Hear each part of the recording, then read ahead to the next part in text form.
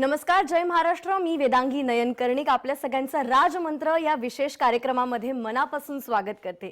या कार्यक्रमामध्ये आपण राजकीय घडामोडींचा भविष्यवेध घेत असतो. आपल्या भारतीय जे पॉलिटिक्स आहे तिकडे तर आपण डेफिनेटली लक्ष घालणारच आहोत आणि त्याचबरोबर अमेरिकामध्ये ज्या घडामोडी आहेत त्या देखील आपण या आजच्या शो मध्ये पाहणार आहोत. त्याचबरोबर आपलं कमोडिटी मार्केट, शेअर मार्केट कसं असेल हे देखील आपण जाणून घेणार आहोत. आणि या अचूक भविष्यवेध करण्यासाठी आपल्यावर आहेत पंडित राजकुमार शर्मा जी. पंडित जी, आपका इस शो में तहे दिल से स्वागत है. धन्यवाद, नमस्कार जी. आप जिस तरह से भविष्यवाणी करते हैं, जिस प्रकार से हमें बताते हैं, हमें उत्सुकता होती है कि आज के जो इतने विशेष मुद्दे जो हम बात करने वाले जिसके ऊपर आप उसके ऊपर क्या कहने वाले ये जानने के लिए काफी उत्सुक थे. और सबसे पहले तो मैं आपको बताना चाहती हूं कि आपने इलेक्शन में रिजल्ट्स होने के पहले ही बता दिए थे यूएस के बारे में कि जो बाइडेन ही राष्ट्राध्यक्ष बनेंगे और वो बन भी गए. और 20 जनवरी को अभी उन्होंने मशाल हाथ में ले ली है अमेरिका की. तो सबसे पहला सवाल ये आता है कि पूरी दुनिया का जो ध्यान है वो पूरी तरह बाइडेन पे है कि वो क्या करने वाले हैं, कैसी चीजें होने वाली है. तो अगर हमारे देश की बात करें, भारत की बात करें, तो हमारे देश के लिए वो कैसे साबित हो सकते हैं और क्या कुछ हमारे देश के और अमेरिका के जो रिलेशंस है, पॉलिटिकल रिलेशंस, वो कैसे हो सकते हैं? नमस्कार. सबसे पहले तो मैं अपने दर्शकों का तहे दिल से शुक्रिया अदा करता हूं कि जिस तादाद में, जिस तरह से लोगों ने इस प्रेडिक्शन को अप्रिशिएट किया और मुझे लाखों की तादाद में कांग्रेचुलेट किया, उसके लिए मैं आप सब दर्शकों का आभार प्रकट करता हूं. श्याम बाबा का, मौला का और साईं का आशीर्वाद जब मेरे साथ में होता है तो डेफिनेटली कहीं ना कहीं भविष्यवाणियां जो हैं वो सच्ची हो जाती हैं. आपको याद होगा कि हमने जब डोनाल्ड ट्रंप की कुंडली का अध्ययन किया था तो हमने ये प्रेडिक्ट किया था कि सबसे विफल, सबसे फेल्योर अगर अमेरिका में कोई राष्ट्रपति होगा तो ये होंगे और इनको इम्पीचमेंट होगी. 2 बार उनको महाभियोग का सामना करना पड़ा. अब आपने देखा कि किस तरह ये भविष्यवाणी हमने नवंबर में की थी, दिसंबर में वापस की थी. नॉट ओनली जो बाइडेन के साथ में हमने कमला हैरिस का भी नाम लिया कि कमला हैरिस जो भारतीय मूल की महिला हैं, उनके पिता जमाइका से हैं, माता जो है वो चेन्नई से है, वो उपराष्ट्रपति बनेंगी.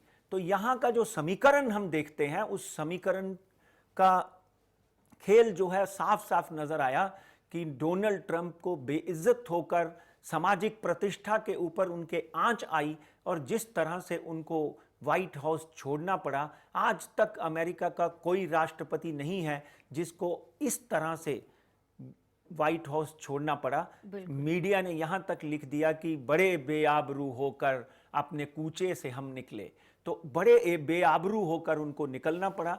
और हमने ये भविष्यवाणी की हुई है कि कहीं ना कहीं जो बाइडेन के सामने इन्होंने जिस तरह की हरकतें की और देश के लिए जिस तरह कैपिटल हिल में अपने लोगों को घुसाकर जिस तरह से हुड़दंग मचाया, उस हुड़दंग को देखकर डेफिनेटली कई केसेस जो हैं वो ट्रंप के अगेंस्ट खुलेंगे और उनको आगे आने वाले दिनों में कष्ट होगा और जेल यात्रा तक करनी पड़ सकती है. अब जो बाइडेन साहब की कुंडली का जब हम अध्ययन करते हैं तो 14 जुलाई 1947 सेंट लुइस में उनका जन्म हुआ. वृषभ राशि है और अमेरिका की मिथुन राशि है.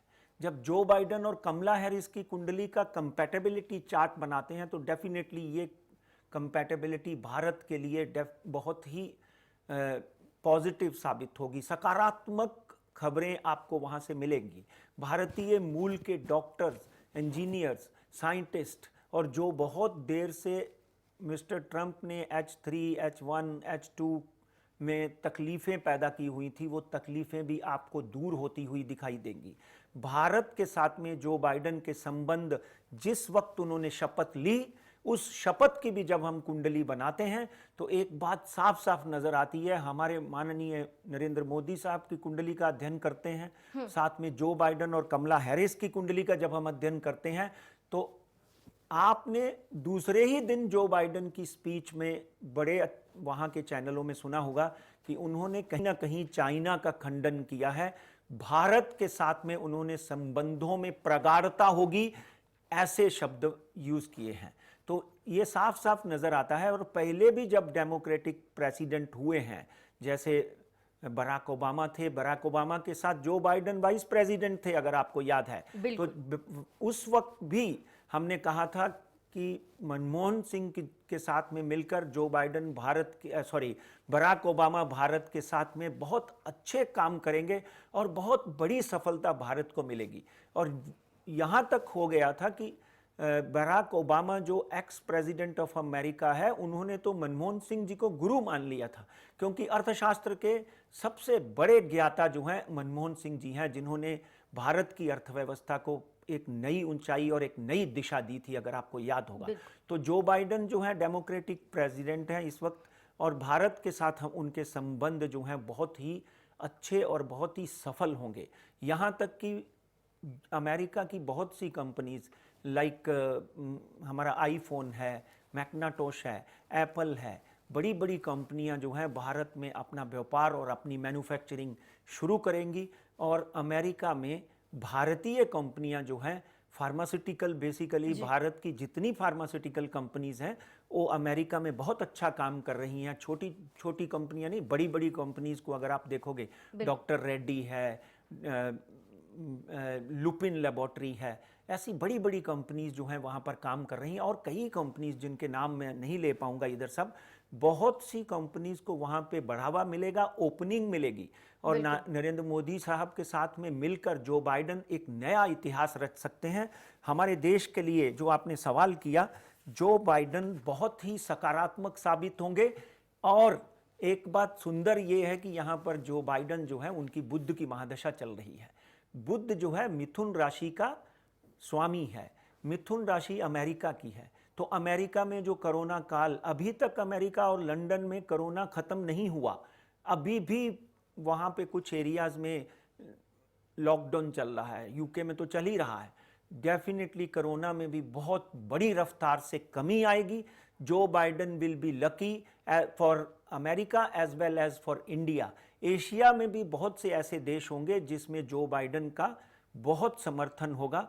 और एक बात मैं यहाँ पर कहना मुनासिब समझता हूँ, ज़रूरी समझता हूँ, अपने दर्शकों को बता देता हूँ कि Joe Biden is suffering from 2 to 3 diseases. एक तो मेमोरी लॉस है, दूसरा उनको पार्किंसन है, माइनर हैं ये दोनों, और प्रोस्टेट की, यानी उनकी कुंडली के हिसाब से प्रोस्टेट की समस्या भी उनको हो सकती है। It is very much possible कि मैं कमला हैरिस के बारे में आपको एक भविष्यवाणी करूंगा, वो अब नहीं अगले हफ्ते, इसलिए आप तैयार रहिए। मगर फिलहाल Joe Biden will be very lucky for India, will be very supporting to Indian culture, Indian companies, Indian industry. इसलिए ये हमारे लिए एक शुभ समाचार है। बिल्कुल, जैसे आपने कहा पंडित जी, इसके और हमारा ध्यान तो ऐसे ही रहेगा। और जैसे आपने कमला हैरिस की बात की, तो अगला सवाल मैं आपसे यही पूछना चाहती हूँ कि जैसे बराक ओबामा जब प्रेसिडेंट थे, तभी उनके वाइस प्रेसिडेंट जो बाइडेन थे, तो क्या आगे जाके एक और नया इतिहास रच सकता है? जैसे अभी पहली महिला वाइस प्रेसिडेंट यूएस को मिली है कमला हैरिस में, और इंडियन ओरिजिन की है, इसीलिए उनके ऊपर फक्र तो बिल्कुल हमारा है ही। लेकिन उसके साथ साथ क्या आगे जाके प्रेसिडेंटशिप में हम कमला हैरिस को देख सकेंगे यूएस के लिए? देखिए, आपने अगले महीने का सवाल, अगले हफ्ते का सवाल अभी पूछ लिया। ये बहुत ही सुंदर सवाल है। आप एक बात का ध्यान रखिए, जब हम कमला हैरिस की कुंडली का अध्ययन करते हैं तो कमला हैरिस 1964 में बॉर्न हुई है, यंग है, स्मार्ट हैं और सेनेट हैं, और कहीं ना कहीं साउथ एशिया की प्रेसिडेंट रही हैं। अमेरिका का जो नेतृत्व करती रही हैं साउथ एशिया के लिए, वो कमला हैरिस ही करती रही हैं। इस वक्त एक चीज़ को ध्यान में रखिए, क्योंकि एस्ट्रोलॉजी, न्यूज़, ये दोनों जब हम इकट्ठी जोड़ते हैं तो कमला हैरिस नहीं है, वो उनका नाम है कमला डुगलस। कमला हैरिस के इस वक्त जो वर्तमान पति हैं वो हैं डुगलस, जो कि यहूदी वर्ग से हैं। और आज के दिन अमेरिका में अगर कोई सबसे बड़ी ताकतवर जाति है तो वो है इजरायली कम्युनिटी। इसलिए एक बात ध्यान रखिए कि इजरायली कम्युनिटी को रिप्रेजेंट करती हैं, उनकी बहू हैं ये कमला हैरिस। आगे आने वाले दिनों में यानी 24 से 28 महीने के अंदर अंदर कहीं ना कहीं सेहत को लेकर जो बाइडेन को समस्याओं का सामना करना पड़ सकता है और within 2.5 to 3 year, maximum 2.5 to 3 year, Kamala Harris can take over as the first महिला, as the first women president of America. ये बात मैंने अपने एक पहले कार्यक्रम में भी कही थी, आज फिर रिपीट करता हूं। कमला हैरिस की कुंडली में गुरु, शनि, गुरु मिथुन राशि के हैं, शनि मकर राशि के हैं, बुध वापिस मिथुन राशि के हैं। तो ये जो कंपैटिबिलिटी है, प्लैनेटरी पोजीशन है, ग्रहों की जो दशा दिशा है, वो कमला हैरिस को एक सामान्य स्त्री से राष्ट्रपति पद तक लेकर जाती हुई दिखाई देती है। और डेफिनेटली एक टाइम था जब हिलरी क्लिंटन की हम बात करते थे, मगर इस वक्त ये महिलाओं का समय है। आप ध्यान से सुन लीजिए मेरी बात। ये अगले 3 साल तक महिलाओं को आप विश्व के उच्च पदों पर देखोगे। अगर आप देखोगे तो अमेरिकन मॉनेटरी फंड की प्रेसिडेंट गीता गोपीनाथन है, वो भी आगे जाकर कहीं ना कहीं फाइनेंस मिनिस्टर ऑफ अमेरिका बनने के योग बनते हैं। आज अगर हम अमेरिका की संसद देखते हैं तो वहाँ पे चीफ जस्टिस जो लेडी हैं वो चीफ इकोनॉमिस्ट जो है, फाइनेंस मिनिस्टर हैं, वो भी एक स्त्री हैं।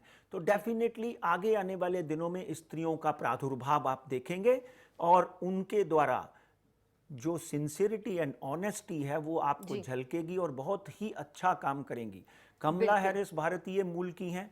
दूसरी एक बहुत इंपॉर्टेंट बात आपको मैं यहाँ बताता हूँ कि हम भारतीय मूल के लोग जो हैं ओम बोलते हैं और जो इजरायली हैं वो शालोम बोलते हैं। तो अगर आप किसी भी सर्च इंजन में जाएंगे तो आगे आने वाले दिनों में ओम शालोम की जो युति बनेगी वो पूरे विश्व को हिलाकर रख देगी। जी बिल्कुल, आपने जैसे कहा ये महिलाओं का समय है, वो तो बिल्कुल ही बहुत ही बढ़िया आपने बात कही है। और उसके ऊपर आपने जो धमाका फोड़ा है कि आगे जाके प्रेसिडेंटशिप के बारे में क्या कुछ चीजें हो सकती है, इसके ऊपर हमारी नजर तो जरूर रहेगी। पण आता सध्या वेळ झाली आहे राजमंत्रमध्ये का छोट्याशा विश्रांतीची। तुम्ही पाहत रहा जय महाराष्ट्र।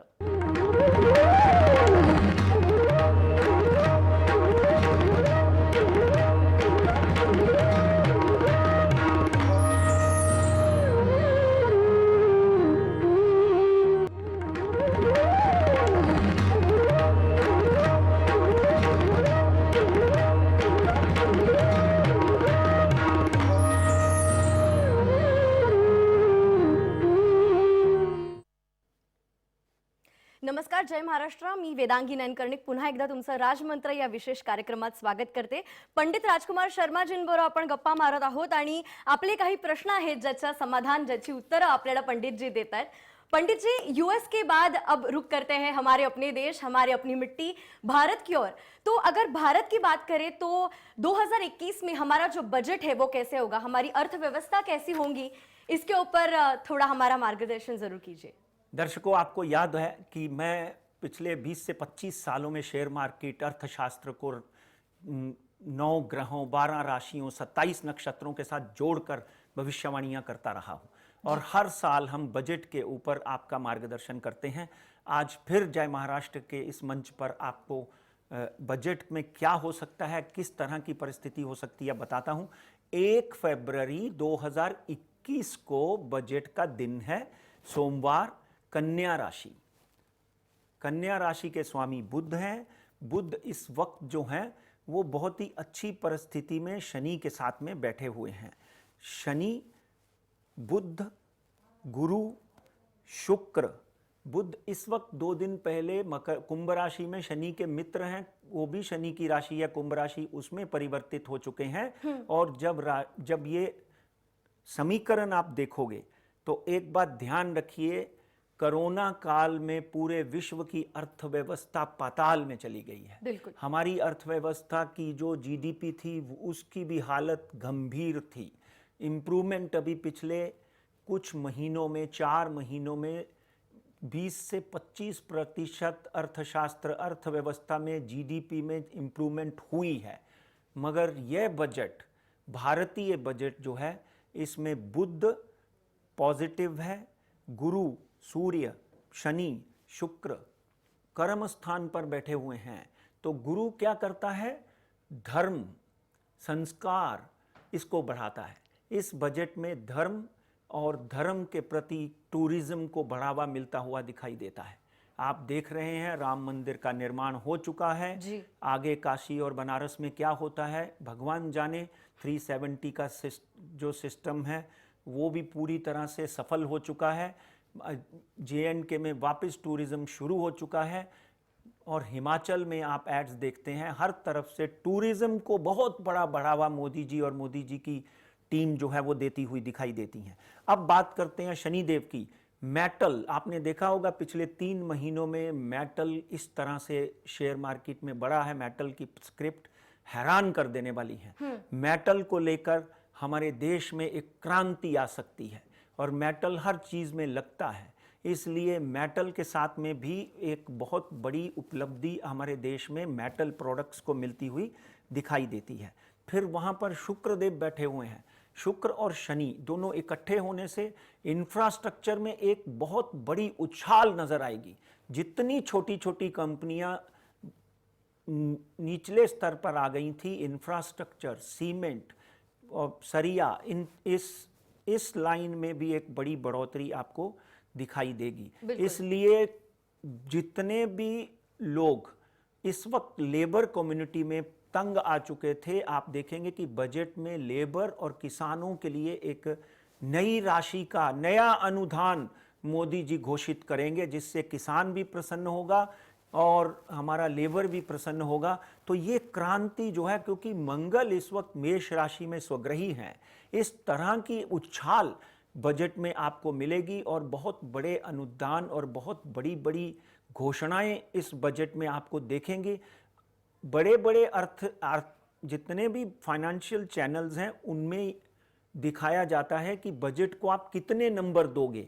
अगर मैं यहाँ पर आपने इस बजट को, बल्कि अभी तक सब कुछ निर्मला सीतारमन के पिटारे में है, मगर भाग्य जायते सर्वदा न पुरुषम न कौशलम, भाग्य पढ़ता हूं मैं 9 ग्रह 12 राशियां 27 नक्षत्र को देखकर बोलता हूं कि मैं इस बजट को 100 में से 90 नंबर देता हूं। और ये बजट आम आदमी के लिए एक नई खबर लेकर आएगा। आम आदमी के लिए, औरतों के लिए, गरीबों के लिए, किसानों के लिए, मजदूरों के लिए इस बजट में एक स्पेशल प्रावधान आपको मिलेगा। हो सकता है आप ये कहें कि पिछले 15 साल में ऐसा बजट नहीं आया। क्या बात है, मतलब ये कहना बिल्कुल भी गलत नहीं होगा कि आने वाला जो बजट है 2021 का, वो आम आदमी के लिए बनाया जाने वाला बजट हो सकता है, जिससे हम सबका फायदा हो। उसके और हमारा नजर तो जरूर बना रहेगा। लेकिन साथ ही साथ बात करते हैं हमारे देश के एक बहुत ही महत्वपूर्ण पक्ष की, कांग्रेस की। अंतरिम अध्यक्ष जैसे हमें पता है फिलहाल सोनिया गांधी जी है, और अभी कुछ उड़ती उड़ती खबरें भी आ रही है कि शायद सुशील कुमार शिंदे जी वहां पे उसका मशाल पकड़ सकते हैं अध्यक्ष पद का। लेकिन क्या ऐसा होते हुए दिखाई दे रहा है, या फिर उन्हीं की जो पुत्री है प्रियंका गांधी, ये अध्यक्ष बनती हुई दिखाई दे रही है कांग्रेस की? क्या कहना है आपका पंडित जी? देखिए, जो भी खबर हमने आज सुनी कि सुशील कुमार शिंदे, मैंने अभी न्यूज़ चैनल पे देखा कि सुशील कुमार शिंदे जो है हो सकता है अगले कांग्रेस अध्यक्ष हो सकते हैं। एक बात की मैं यहाँ पर बधाई देना चाहता हूँ सोनिया जी को कि जिस तरह उन्होंने मुंबई में 2 अध्यक्ष चुने हैं, एक भाई जगताप और एक चरण सिंह सापरा जी, इन दोनों ने डेफिनेटली कांग्रेस को एक पुनर्जन्म दिया है। और ये दोनों इतना परिश्रम कर रहे हैं कांग्रेस के लिए कि कांग्रेस वापस कहीं ना कहीं जो बिल्कुल डूब चुकी हुई पार्टी मुंबई में दिख रही थी, वो अभी तैरती हुई नजर आ रही है। और कहीं ना कहीं कांग्रेस का झंडा जो है वापस इन दोनों ने उठाया है और आगे अच्छा काम करेंगे। अब आपने कहा कि क्या सुशील कुमार शिंदे या कांग्रेस परिवार को गांधी परिवार कहा जाता है, गांधी परिवार से बाहर सुशील कुमार शिंदे जो हैं वो कांग्रेस के अध्यक्ष बन सकते हैं। उनकी जब हम कुंडली का अध्ययन करते हैं तो सुशील कुमार शिंदे जी की कुंडली में कांग्रेस अध्यक्ष बनना शायद इस वक्त नहीं लिखा है। अगले 1 साल तक आगे आने वाले दिनों में सुशील कुमार शिंदे देश के राष्ट्रपति बन सकते हैं, मगर अध्यक्ष बनने की संभावना बहुत कम है। अब हम बात करते हैं राहुल गांधी की। राहुल गांधी की कुंडली की अगर हम बात करें तो डेफिनेटली उन्होंने 4 स्टेट कांग्रेस को लाकर दी, उसमें मध्य प्रदेश चला गया, मगर कहीं ना कहीं पंजाब, छत्तीसगढ़ और 4 स्टेट में राहुल गांधी जीते थे, और कहीं ना कहीं परिश्रम करने में वो भी कम नहीं है, मगर कुछ वाणी और कुछ बातों से उनको लोग जो हैं नकार देते हैं। इस वक्त अगर हम कांग्रेस की कुंडली का और सोनिया जी की कुंडली का अध्ययन करते हैं तो सोनिया जी की कुंडली में केतु की महादशा में उनका आजार बहुत बढ़ गया था, और इस वक्त उनकी शुक्र की महादशा शुरू हुई है। कहीं ना कहीं शुक्र की महादशा में अगले 40 से 60 दिनों में या मैक्सिमम 2 मई तक ये डिसीजन हो सकता है कि अगला अध्यक्ष कौन होगा, मगर मुझे नहीं लगता है कि कांग्रेस गांधी परिवार से बाहर अध्यक्ष चुनेगी। जैसे मैंने महिलाओं की बात की, कमला हैरिस की बात की,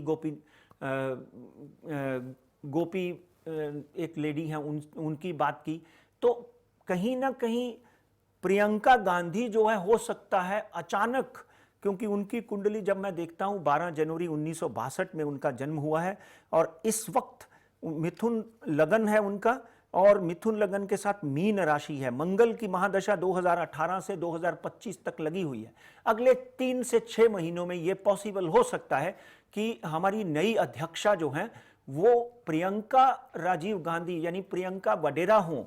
कहीं ना कहीं उनके योग जरूर बनते हुए दिखाई देते हैं, और उनकी कुंडली में इस तरफ जो मंगल की महादशा लगी है, मैं तो यहां कांग्रेस को एक सलाह देने की चाहूंगा कि कहीं ना कहीं जो मंगल की महादशा में अगर प्रियंका गांधी के हाथ में बागडोर कांग्रेस की पकड़ा दी जाती है तो भारत में कांग्रेस के लिए एक नई क्रांति शुरू हो सकती है। मगर आने वाले दिनों में चेंजेस डेफिनेटली नजर आती हैं। 40 से 60 दिनों में अगर गांधी परिवार से कोई बाहर अध्यक्ष बनता है, जिसके बहुत कम चांसेस हैं, वो महाराष्ट्र से नहीं होगा, वो साउथ से हो सकता है। ये तो आने वाला वक्त ही बताएगा कि आगे क्या होने वाला है, लेकिन फिलहाल वक्त हो गया है हमारे आखिरी सवाल का, और वो ये है कि अभी जो कमोडिटी मार्केट है, शेयर मार्केट है, उसकी परिस्थिति आपको कैसी दिखाई दे रही है फिलहाल के लिए पंडित जी? देखिए, ऐसा है कि शेयर मार्केट की अगर हम बात करें तो शेयर मार्केट ने कल परसों यानी गुरुवार को एक नई ऊंचाई 50,100 में आपको यहां बोलकर गया था, उसमें भी लोगों ने हमारा अभिनंदन किया। मैं धन्यवाद करता हूं, आभार प्रकट करता हूं। 50,100 का आंकड़ा share market Bombay stock exchange ने टच कर लिया परसों, और आगे आने वाले दिनों की अगर हम बात करें तो एक बड़ी वॉलेटिलिटी शेयर मार्केट में नजर आती है। 24 तारीख को बुध वक्री हो रहा है, इसलिए हो सकता है बॉम्बे स्टॉक एक्सचेंज का निचलतम स्तर जो है 45,800 हो जाए, और आगे क्योंकि हर हफ्ते मिलने वाले हैं आगे आने वाले दिनों, मगर इस हफ्ते की अगर हम बात करें तो डेफिनेटली मार्केट के गिरने के आसार ज़्यादा हैं, बढ़ने के आसार कम हैं। हाँ, ऊपर का स्तर वापस 49,700, 800, 50,000 तक हो सकता है, मगर 45,800 का एक सूचकांक पकड़ कर चलिए।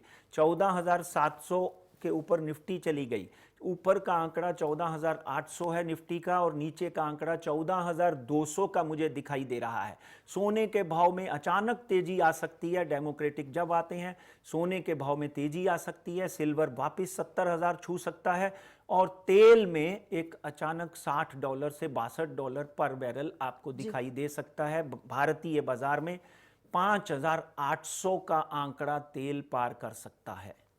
बहुत बहुत धन्यवाद पंडित जी, आपने हमारे दर्शकों का मार्गदर्शन किया इसके लिए। आणि आता इथे वेळ झाली आहे राजमंत्रमध्ये इथेच थांबण्याची, मात्र तुम्ही पाहत राहा जय महाराष्ट्र।